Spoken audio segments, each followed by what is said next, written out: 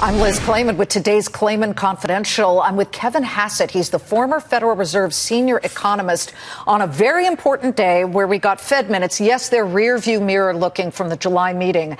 But in essence, you have the Fed saying that they discussed another rate increase might be soon warranted. You have Dennis Lockhart of Atlanta. You have Bill Dudley of New York saying, hey, the markets seems to be in some kind of Planet X form, not thinking this is going to happen. But yet the market really doesn't look like it believes that there's a possibility. Do you think we can sustain a rate hike this year?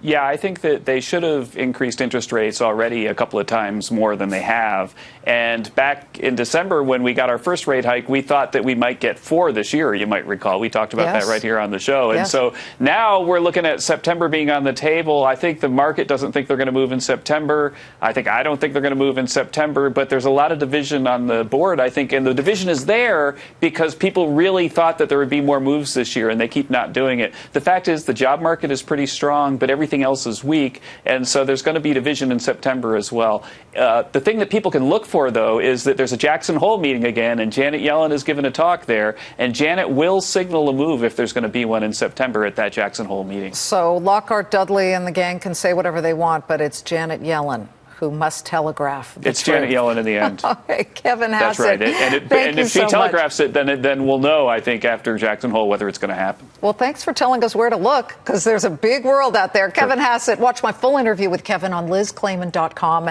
and watch Countdown to the Closing Bell every weekday, 3 p.m. Eastern on the Fox Business Network.